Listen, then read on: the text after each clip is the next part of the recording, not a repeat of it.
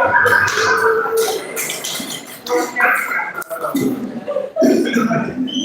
are great.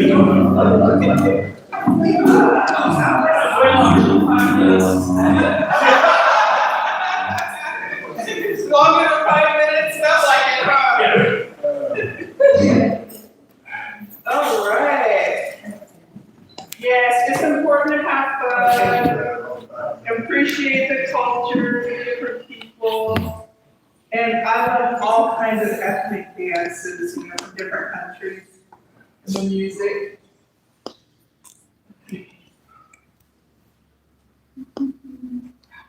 And go back to where we were.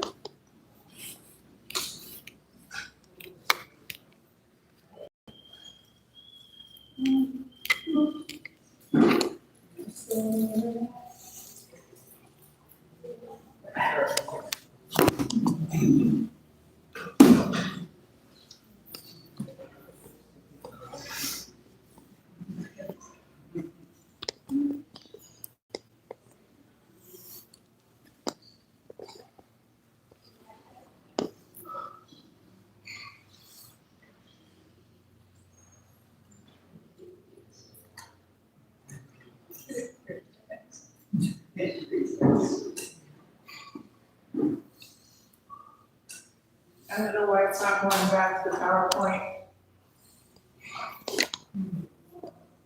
Just doing that.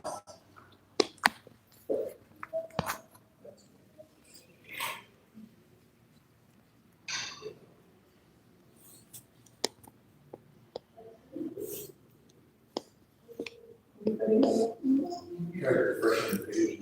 How do I refresh? On the top left, there's a circular arrow. Right there? Yeah.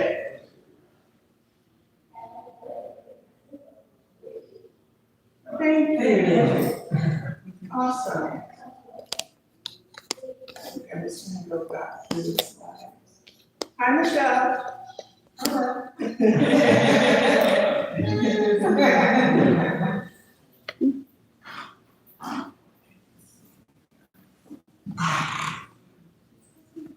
I'm just gonna go through the slides, and if you missed any of them, you can read.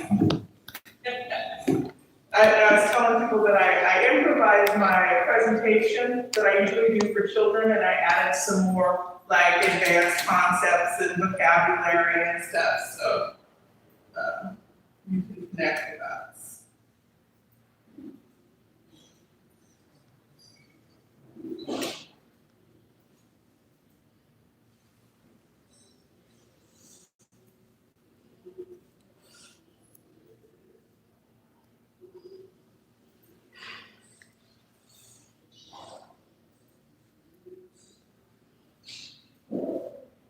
Michelle, can I tell them a little bit about our journey together as friends? Yes. We have, you know how you have these kind of serendipitous meetings with people and, like divine appointment kind of things? Several years ago, I took the bus everywhere. Michelle on the bus person, but she happened to be on the bus at that time. Because my car was stolen. And we met. My car was stolen, and then it passed, and my car was stolen. So I remember, I was like, where is something about the bus system? You So we met, and then, so interesting, she's Johnson, I'm Johnson. And I had met her son, Mark Johnson, years before. So now I have this connection, right? And so she's watched me evolve in aquaculture and my presentations, and she's actually presented at one of my events because it was so funny. I don't know if I should try to tell it or if you should tell it about how our meeting and then segue into you traveling to Africa. Okay. Or I can do it either. Well, I don't know how much time we're gonna spend. Just a couple minutes. Well, okay, so what was, so she and I have met, and we have the same interests, same questions, etc. Most of us who are what we call in the African diaspora, we're in that place of wanting to know our identity because we kind of make these ridiculous comments. And so something I've been praying about, and long story a little short, I ended up, everything worked out for I was taking this unexpected trip to Africa. And so I learned so much. It was so eye-opening, so many things that were revealed. And then after that point, I had put my information here together, and I did a presentation with more than 30 minutes on my trip to Africa. Because I wanted to just share that really life-changing experience that I had. Yeah, it was totally life-changing. I'm not really person. And what I loved about it is, she touched on, and we all probably have had that experience of feeling like, oh, that would be a scary thing to do, right? I know I felt like that. You've been taught. You don't go to Africa, you don't do it. And so she just had, an awakening and a totally different paradigm shift Yes. because of that. And that's because of how we've evolved in programs for a reason. Yes. And but also I messaged her not that long ago about more about this original indigenous, and you had something to share about your lineage. Yes, and so, she was, obviously, as already told you about, because I can kind of look at what she's showing you. Yeah, I did, when we were growing up, our parents would tell us things about, the being American and having relatives. So my grandfather, for example, lived on a Choctaw Indian reservation. And then my great grandmother was really honest. So that it wasn't until very recently that we kind of put it together that, that a lot of that heritage was taken away from them. And so, but our parents they always told us that. We didn't quite understand how that connected, because we had, our family members who had been living on the reservation, and then we had been taught about the Native Americans that we see, you know, on TV and other presenters all the time, so I just didn't make the connection until later on. So, but now it's making sense. What the quote I have? Oh, I went to Ghana. Oh, well, I went to Ghana, because I went to Accra, and we also to the trip, you know, into the deep. And Accra is a big city, so we also went to, I don't know what it's called, this is coming to me right now, Kumasi. Yeah, and so, yeah, that was really something, because you're going into more of the rural Africa, and, we had a chance to meet with some of the tribal leaders and just share a lot of information that I never would have known. Because, yeah. My daughter, she's been going every year, but she's at ABA. Okay. And she said, Mom, I wanna take you there. It's like she said, I said, no, I'm not gonna go there. Oh, I'm scared of Africa, right? Yeah. So she's been going, this is gonna be her, next year will be her 4th year now, and she keeps saying, Mom, you're gonna go. And I said, no, I don't go. So we wanna go. And so prior to my going, my daughter, she's a UC Calvin graduate, she's a UC Berkeley graduate. And when she was at UC Berkeley, she had an opportunity to go study abroad for 5 months. And so she actually, went to Accra, and she stayed over there and stayed there for 5 months. And then she didn't go to come back. And that's when I knew that there was something that I misunderstood. Because then I'm like, oh my gosh, when I was my daughter. And she ended up coming back, then she was just at this late, you know, the children were taken care of, and how they could just run around, and everybody was taking care of each other. And then it helped me through my experience, the food, you know, everything it's very tropical. Right. And so, you know, the pineapples, when they those, and you name it, and it was just so wonderful, so delicious, and it was very calming. And then I had a culture shock, because most of my life I've lived, and just like living in Chico is a very small percentage of people who look like me. So I live in Pueblo, Colorado, it was the same thing there. And so for me to go there, like, everybody, that was kind of a culture shock, but it was a good culture shock. I did cry.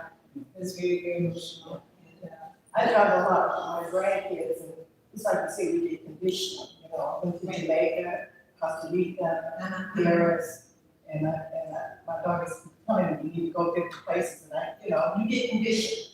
And when I went to Jamaica, I just didn't like the food, but my grandkids, they got all different types of food. okay, You know, we're like, United States, we, in our families, everybody, you know, and that's what I like about the world. It's everybody, you don't exclude anyone, and that's how my family is made up. I mean, and that's what I love about so my family. So when they actually, you know, there's, you can choose to eat all the things that they, this kind of cooking, all the. But the thing is that, our breakfast came, you know, the hotel and stuff, and he was all fresh pineapple, fresh mangoes, fresh. I mean, just, the watermelon was seasoned, you know, and everything, so I ate plenty of that, and it was absolutely, yeah. I just like, after we did the Jamaican food, I told my daughter, no, you're gonna have to take me, you need to love some American food. I said, there you go. Well, I married a works farm, so I married a Jamaican man, so yeah. I can't move in, I like a Jamaican man, so yeah. But I'll try out the next year. Yes, he's glad, we'll be glad to get. Yeah. It's happy to see all things you have. But when you visit your heritage, did you have the feeling that I understand myself better? There's some of the things that I've always done, now I can see where they came from. Embrace it. Yeah, it was that, so some of the things I learned were kind of shocking, I didn't say that part. So so when we were going to, they call them castle, they call them sleep bedrooms, you know, where they would gather up on food, you know, before the ship and take our away and stuff. So when I was there, I expected to be emotional, I expected all those things, but I did not expect. Because living here in America and taking American history, we knew that there were some explorers that did the same thing, they were explorers. So I started the explorers, this is so, it's shocking to go there, and they actually had, you know, above the city limits, they had, you know, Society for the Propagation of the Gospel at Church of England, and I wasn't expecting to see, you know, church schools and church events. That really affected me. But then it opened up my mind, so I started looking more into it to see who all was involved and found out about, you know, the Pope Nicholas and Happy Soon, who said it was okay to go and enslave certain people and just that whole history. And so once I went into it, there's a lot of peace that comes because the puzzles, the pieces of the puzzle coming together, and things just started making sense. And so just walking around, knowing that something is missing, and there's some things that I don't know, and then having a better understanding of, okay, this is probably why they didn't want me to know all these things. But now that I know, then it's like, okay, you know, the fact that it all happened, I'm still, there's a peace I feel inside because it's no longer striving to try to make sense of the things. And even I even started off with taking a DNA test, which didn't help much. You know, because I was saying, okay, Africa is a continent, you know, and it still didn't help that much. But after going there and speaking with people and seeing a different perspective, then I was able to, yeah, I am at so much peace. It didn't change anything. It didn't change anything, but I had answers.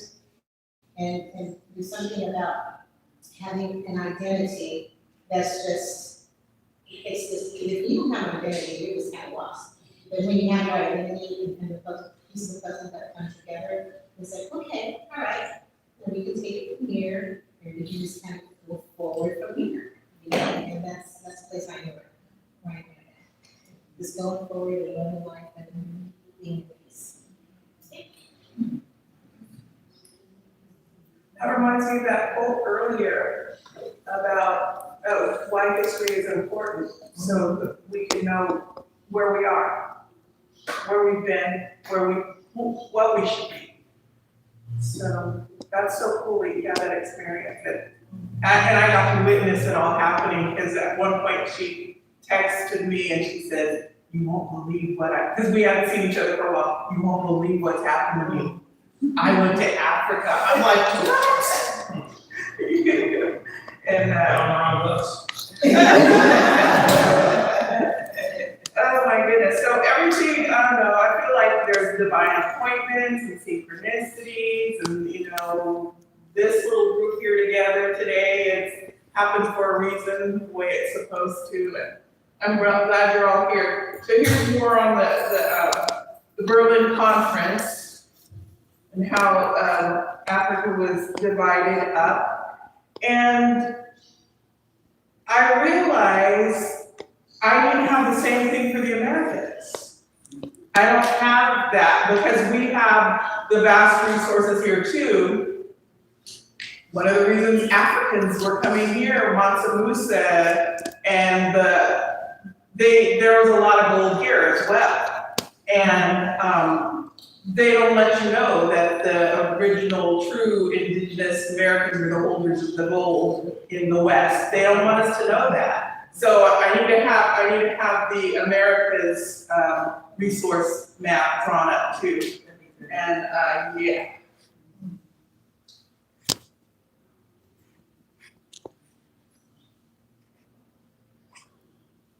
So again, oftentimes now, if you do any kind of internet research, if it's a person, a copper colored person, so to speak, they're gonna call them African American now. This is the paper genocide, it's continuing, but it's more covert and sophisticated now. And many of us were led to believe that being called Black and Afro-American and African American was like an evolution and more respectful, but it was continuing to strip us from our true ethnic identities. And it happened so easily because most people don't know what their kids are getting taught in school, to be quite honest. You send your kids off to school, you think it's gonna be a better life for them for whatever reason, but you don't know what indoctrination they're getting. So I'm sure my parents did not know that we were being told that we were Afro-American. And then African-American. I'm sure they didn't know. They were Negro in color. And their parents were definitely, Negro in color and falsely renamed. And now we know, Choctaw, Chickasaw, Cherokee, Lumbee, Caddo, those are my roots. And again, we are in the age of Aquarius, we are in the age of knowing. Everyone can get instructional resources to research their family genealogy by record. This one's done by Dave Calloway, who I follow on social media and learn a lot from his lectures. But I think it just behooves us. I don't understand why we wouldn't at this point. What are we trying to get more stuff? Enlightenment is key. Wow, that's the end. Thank you all for being here.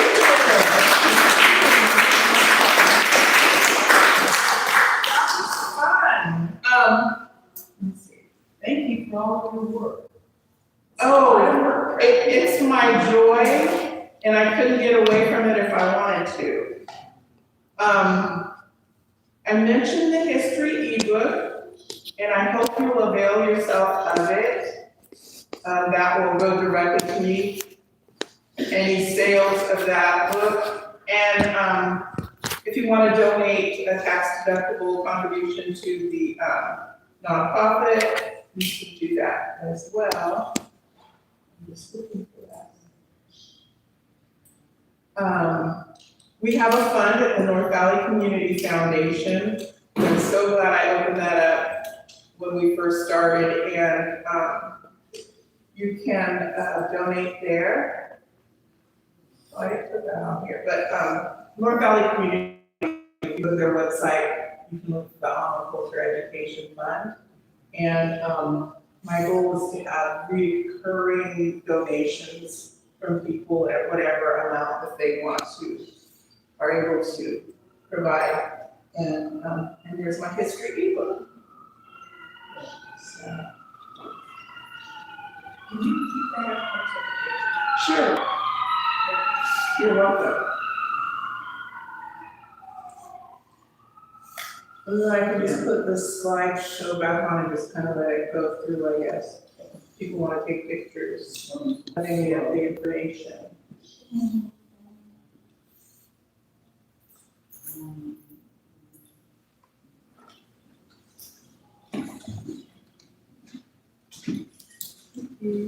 You're welcome.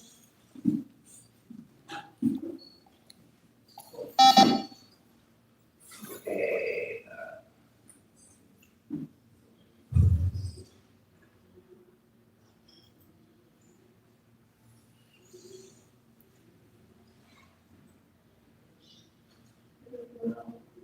Is there a way to make it go on its own?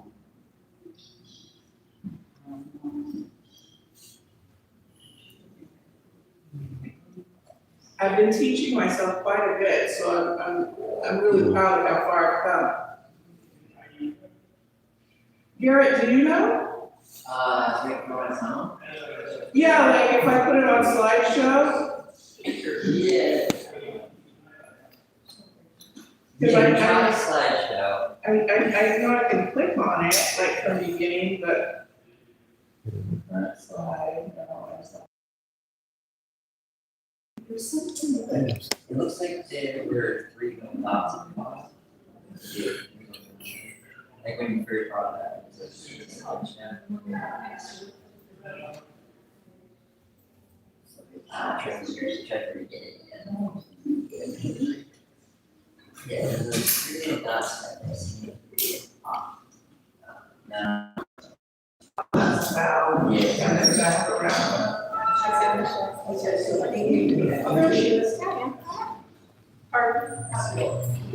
Oh, yeah, there's food, there's treats, there's water.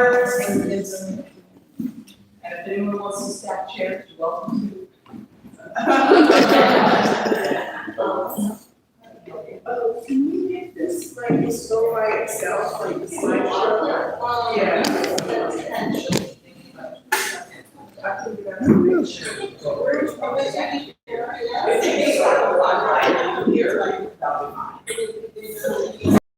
Thank you, Barbara. Thank you.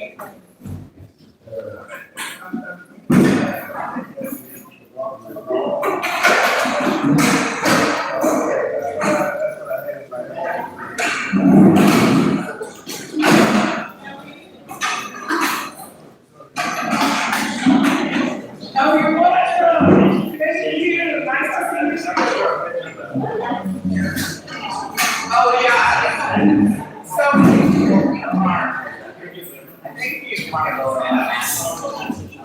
Oh, I have been done with that word, I know you right now, so I just keep this around.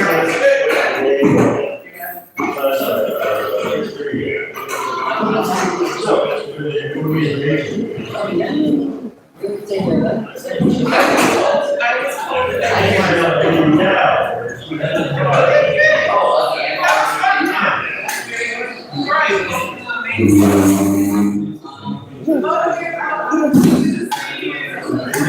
Okay, well, that's I know, I started thinking, I was like, where's that?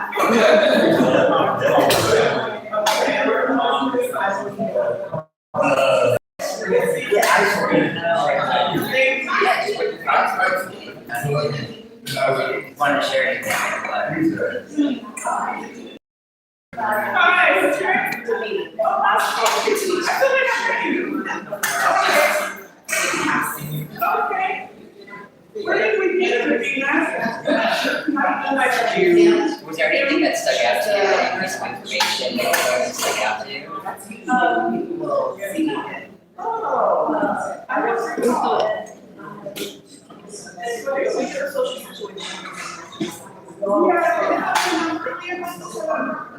Oh, man. Well, you know what I need, I need, to get the contact. I think I do know.